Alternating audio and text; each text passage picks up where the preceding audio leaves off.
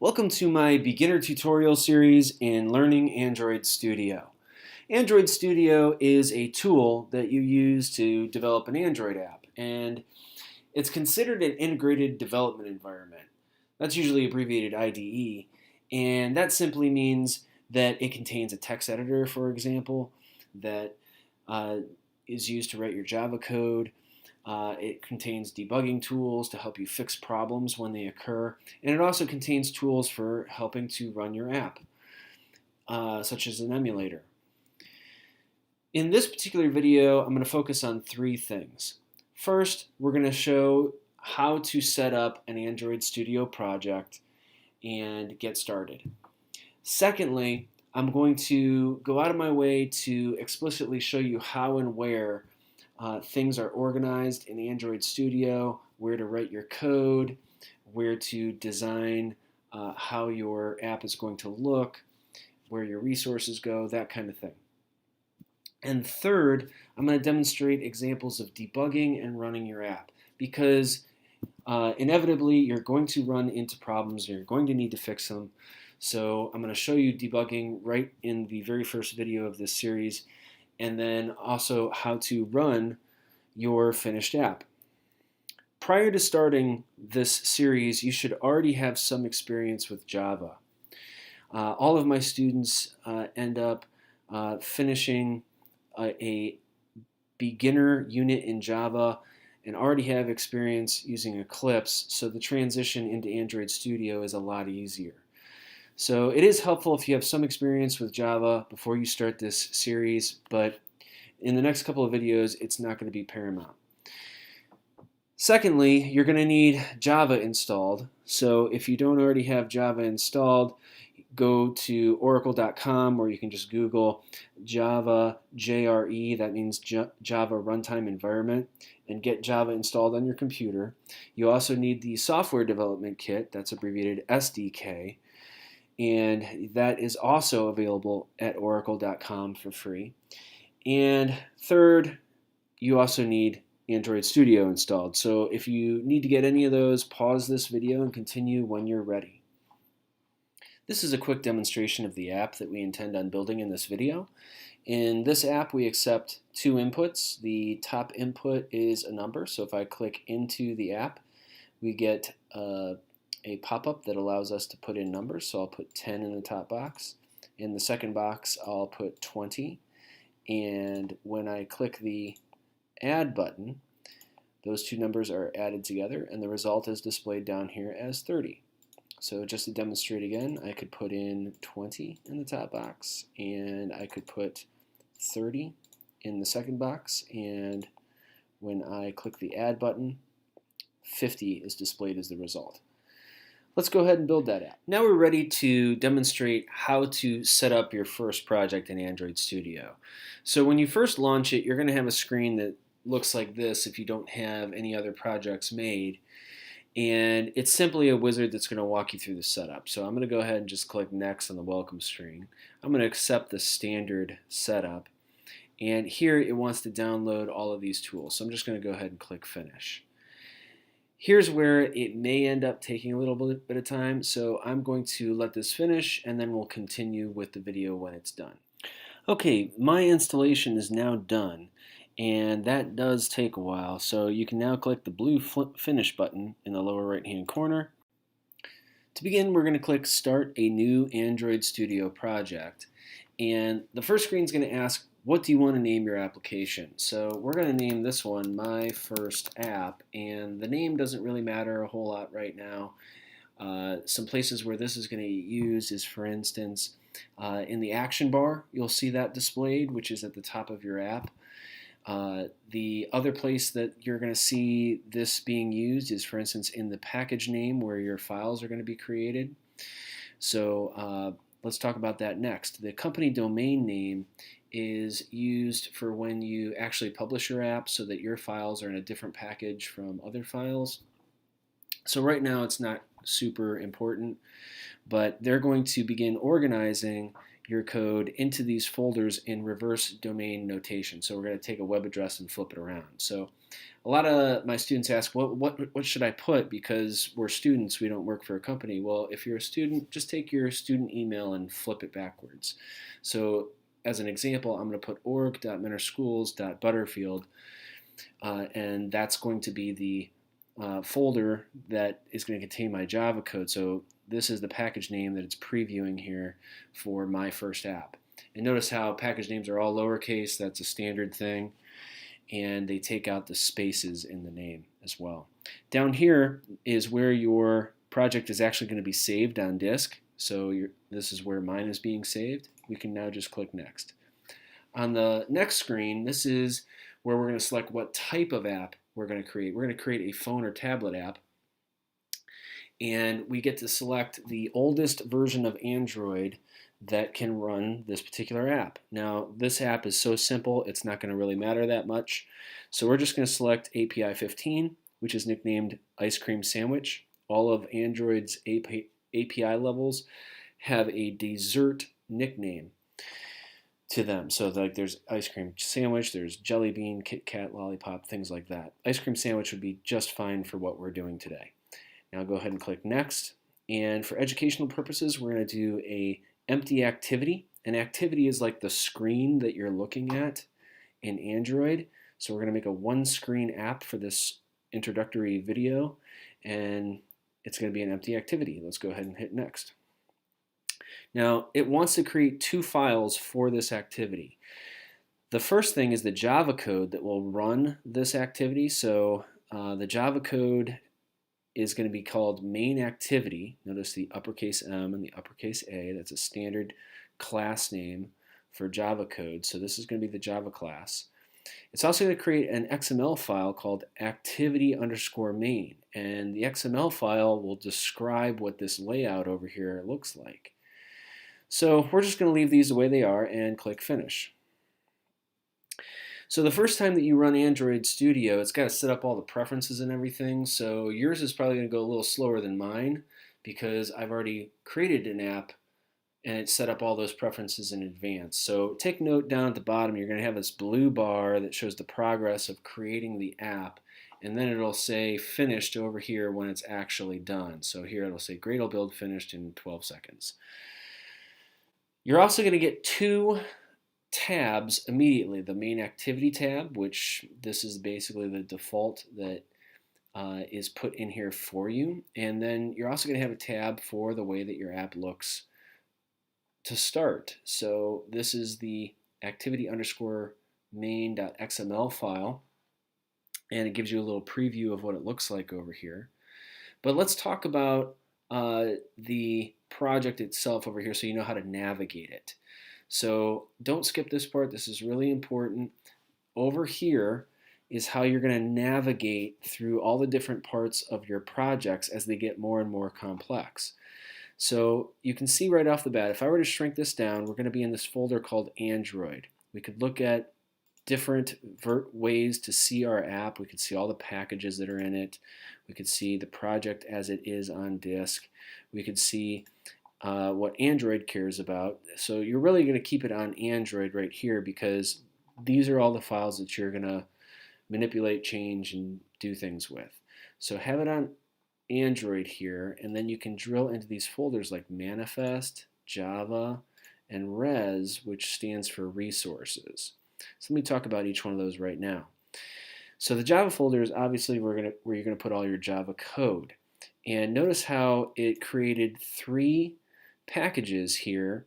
The first one of which is consider that your official one. This is where you're going to build your Java files, and you can put them in here. And then there's testing versions underneath.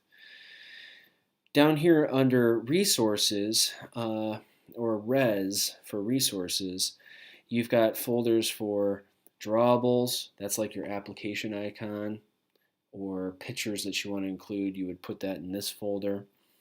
The layout folder we're going to work with today. This is the file that if I somehow closed this tab, I could reopen it here. This is where it's actually at.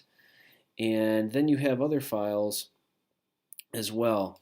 One in particular that's going to be pretty important later on is the values package, and the values store things like your app name. So if I look under the strings XML file, it's holding a reference to the name of our project as app name. So it nicknames that. Anywhere that we put app name in our project and we want to change it to something else like my Edition app, all we have to do is reference this in multiple places and change it once here. That's a much more efficient way to deal with strings throughout your project. So here we create references to strings that we want to have one place to update, and that change is reflected up everywhere else.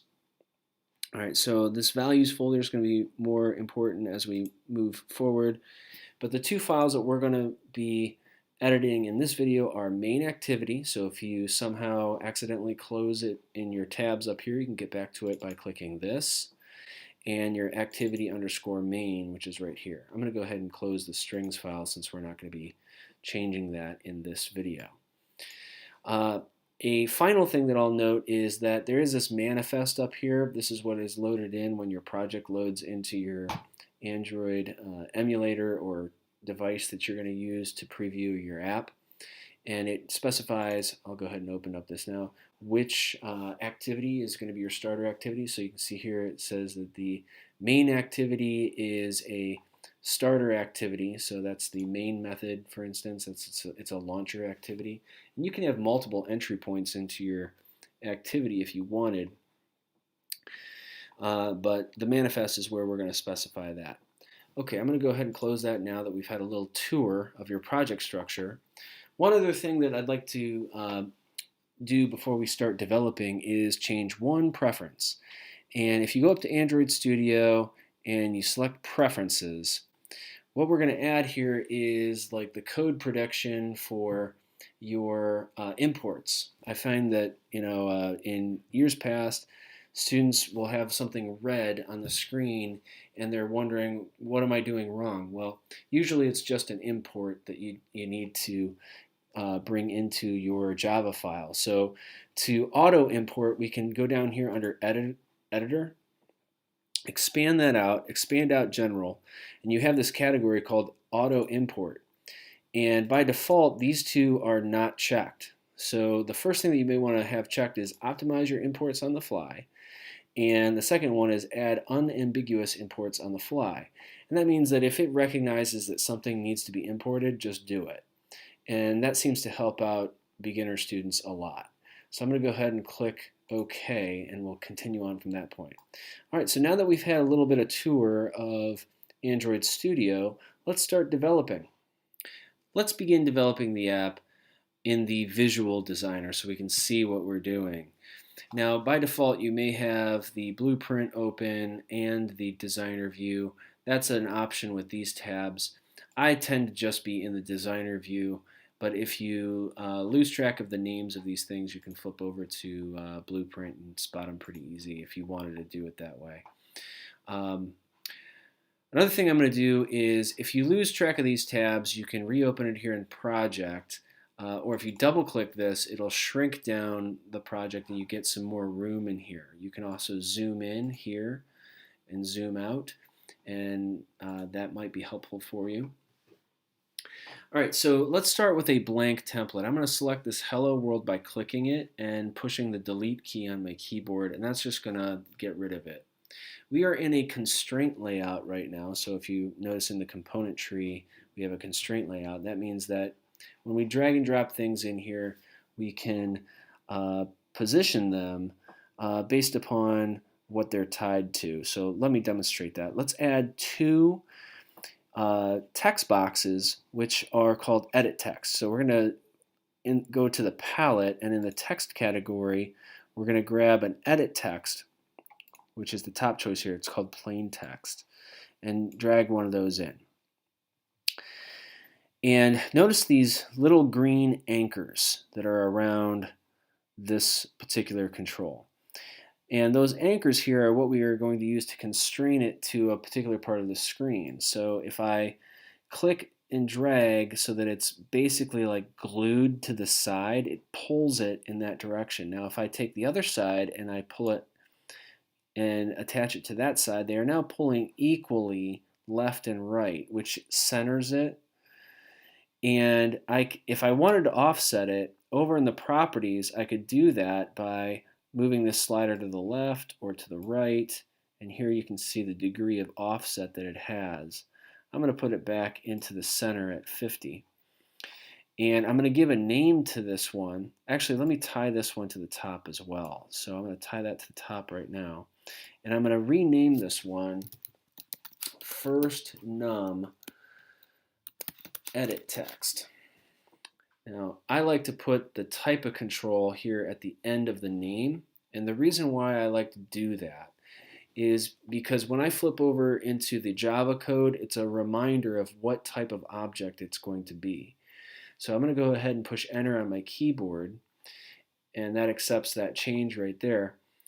Now the type of input that I want is not going to be text-based. I want numbers. All right, so I'm going to just check the box for numbers, and that's just going to be the little pop-up box for the user that is the keyboard that they're going to use to put text in there. All right, so now I can close that, and for the hint, that's going to be like the faded text here that tells them what to type. So I'm going to put enter a number, and we're going to ignore the pop-up that's there. And then down here under text, we're going to take out name. So instead we have this hint there that says what to do until they begin doing it. And that's helpful for the user. Okay, now we're going to do basically the same thing with another text box here. So I'm going to go ahead and add another plain text underneath. But I'm going to glue this one to the bottom. So it's relative to that right there. And I'm going to glue it to the right, and I'm going to glue it to the left. Now if you make a mistake, let's say you don't want this glued, notice how when I hover over it in red, I can click it and it goes away. If I wanted all the constraints to go away, I could click this, and that gets rid of them. So let me redo that real quick. All right, now the second one is going to be our second number. So I'm going to call it second num, and it's an edit text. So I'm going to remind myself that it's an edit text object over in the Java code by adding that to the end of it. Now the input type, just like the other one, is going to be a number. And for the hint, I'll say enter a number. And the text will be blank. Now let's add a button to this app. So let's go to the all category in our palette, and the button option is the second one down. So I'm going to go ahead and drag that in. And let's go ahead and anchor it to the bottom of the second control. But what you can do here is you can actually offset the anchor a little bit so it's not right up against it by dragging it. So I'm going to click, hold, and drag. And here you can see I've got a distance of 60 between the second input and this button. To center it horizontally, I'm going to anchor it to both sides as well. I'm also going to change the text of this to add, and lastly the ID I'm going to make add button, but I'm going to abbreviate button BTN. Okay, so now I'm going to add a text view underneath, and I'm going to drag that into the activity, glue it to the bottom of the button. I'm also going to glue it to the bottom of the activity, which is going to center it vertically between this button and the bottom, and horizontally center it as well. This text view is going to be displaying the result. So I'm going to name the ID of it result text view, and I'm going to make the text appearance. So the appearance of the text is going to be really big. So I'm going to make it, instead of 14 SP by default, I'm going to make it 48 SP, which stands for screen independent pixels. So that's just a size that is compatible with all devices. Now the text of it, let's just put result in here as a placeholder. so you can see how it's going to look. And we can actually push play right now. And if you don't have a device set up, all you have to do is click the Create New Virtual Device button down here. I already have a 5 as an example, so I'll walk through this one. A Nexus 5, select this, click Next, and then if you see download here, you'll have to download it, and then click the Next button. Here's where you can nickname your Android virtual device, which is abbreviated AVD, to be anything you want. You can set up the default orientation to be portrait or landscape and do those kind of things. You can even change the memory that it consumes under advanced and then click finish. I'm going to cancel out of this because that could take a while. So if you don't have one set up, you would want to pause the video here and create one. All right, so now I'm going to go ahead and click OK and just see how this looks. It won't do anything at this point, but it will show me if it looks okay. So we'll go ahead and do that. Notice down here is the progress bar of your virtual device. Here it is. Now this could take some time if it's the first time that you've loaded, because it also has to set up preferences, just like Android Studio had to do when you first created your Android Studio project. So be patient. And that's the way that we want it to look. So now let's go ahead and develop the code behind. Okay, let's start programming in Java. And to do so, we're going to go to our main activity.java file right here. If you've closed that tab, let me pretend like that's closed, go to your project, open up your Java folder, and open up your first package and click main activity, and that will open it again for you. Okay, we're going to go inside the onCreate method. So the onCreate method goes from this curly brace to that curly brace. So go to the end of the statement that says set content view and add yourself a couple of extra spaces, and we're going to be putting in our code right here. Now what we're going to try to do is we're going to reference the controls that are in this file on the activity_main layout file, and we're going to start with this add button. So this add button, if I select it, we gave it an ID called add button, add btn. To reference it, we need to create an object of a button type. So we are going to create a variable that is a button, and I like to name them the same thing they are in the other file. So to me, consistency helps me remember what it is going to reference. And we're going to assign it the value of something we're going to search for, and that search is going to give back a result. And that result we want to be of the type button. So we're going to cast this result that I'm about to finish here as a button result. So anytime that you want to find something that's in these layout files, you're going to end up using a method called findViewById. So you end up using this method a lot. And if you want to search through your resources for stuff such as your strings or a control by a certain ID, you start with the letter R. R is your resource object. So R dot ID is going to search through your resources for an ID, and when you put another separator, another dot, here's all the IDs that we can find or locate.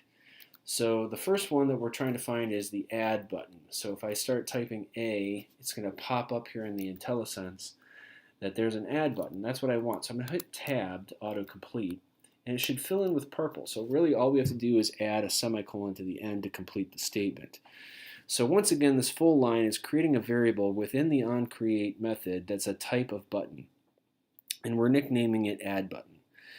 Then we're using this findViewById to search through our resources for an ID called an add button. That's going to give us a result, and we're going to cast it as a button to store it as a reference called add button within this method. So that's what that whole statement's going to do. Now, next up, what we're going to do is we're going to assign an on-click listener. What that means is, as the app is running, I want it to remember that anytime that the button is clicked, do this thing. So to do that, we have to say add button. Now it knows what add button is. It's a reference to that thing called add button on the other file, on the layout file. And I can set an on-click listener. So notice how this is beginning to pop up, and it's case sensitive, set on-click listener. It's this option right here. So when I hit enter, it's going to auto-complete that, and we want to create a new on-click listener. Now, as I begin to type on-click, it's the first option, and if I auto-complete this, it's going to set up the rest of it.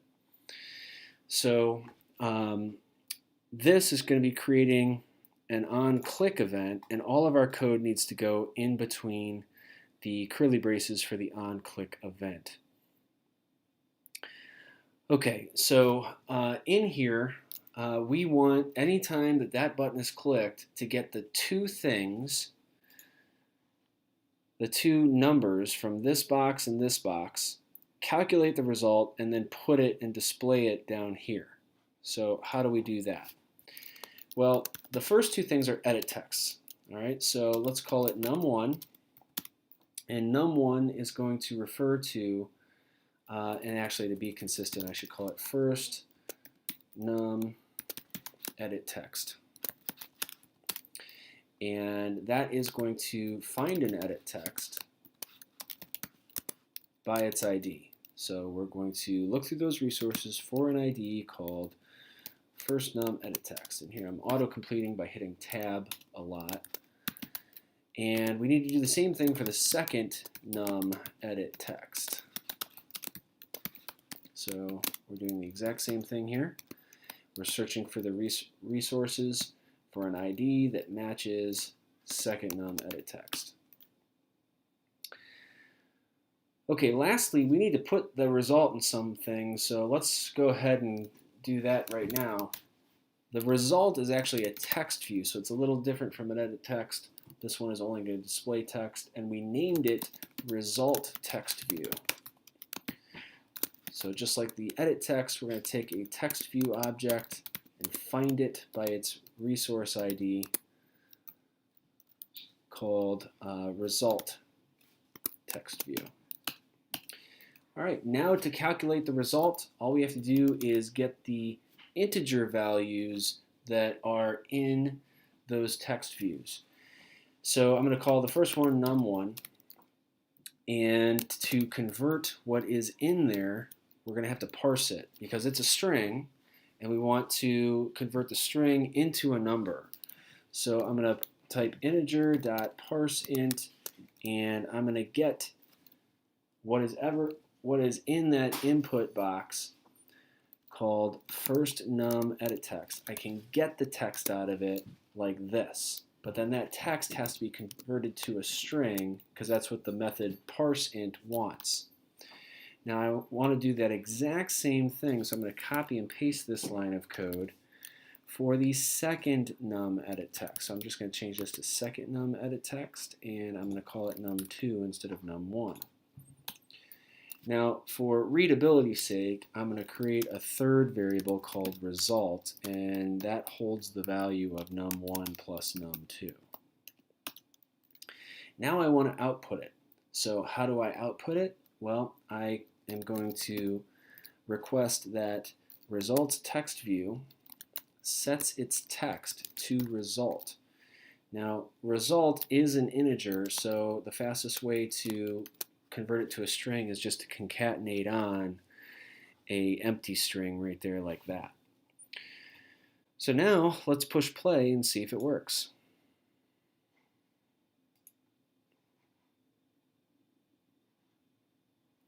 So down here, again, you'll have to be patient and let it load.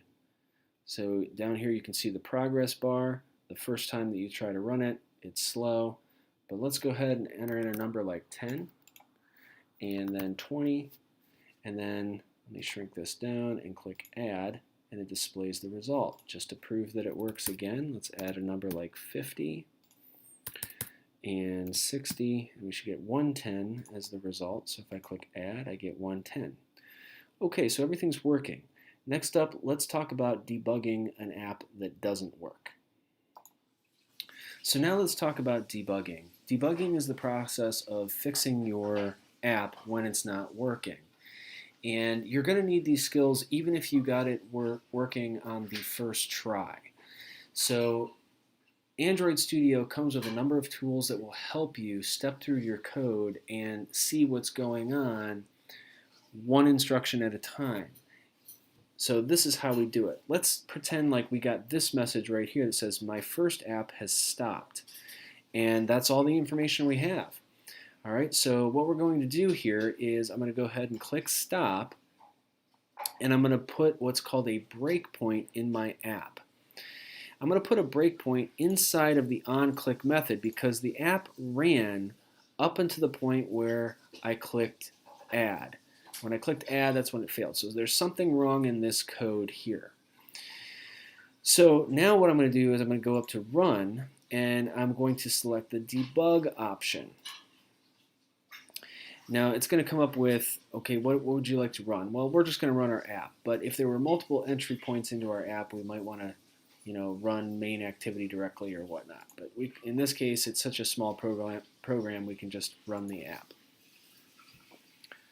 All right, so now this is going to come up in the emulator. It should give us a message that's saying that it's turning on the debugger portion, so be patient. And now we only put a breakpoint in here to pause the program after we click that button right there. So let's put in some information here. I'm going to put a 2 and a 3, and then I'm going to click add. Let me go ahead and shrink that down too.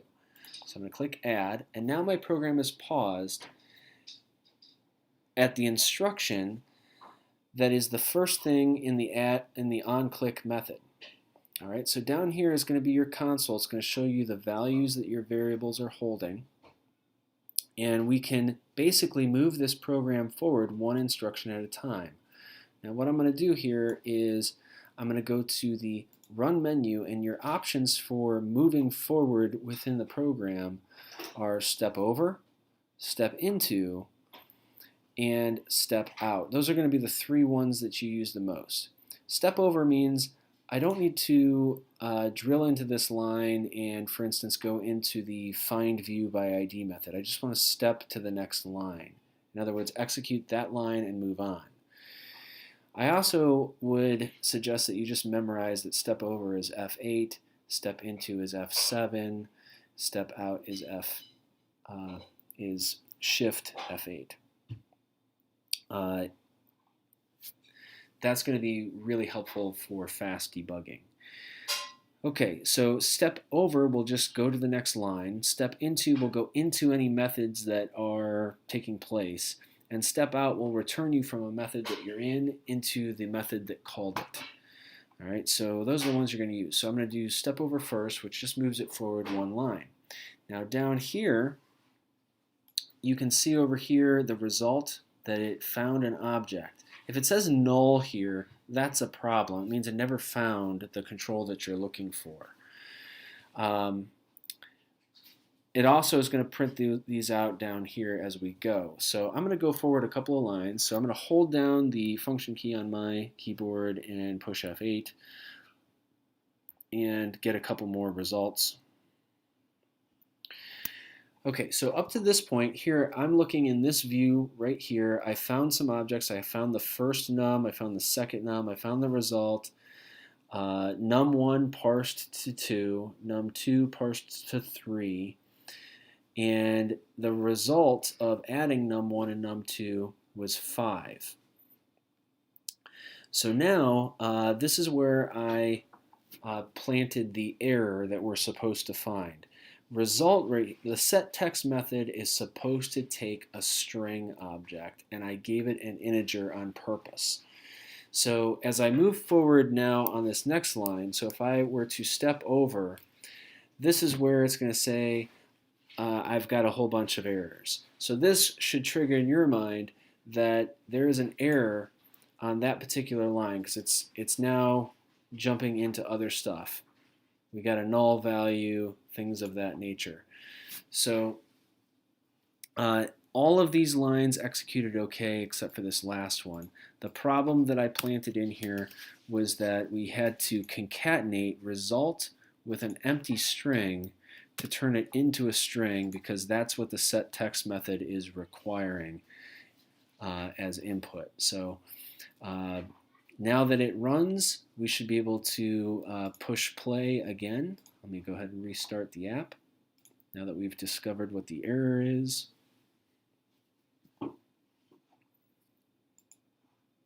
Click OK.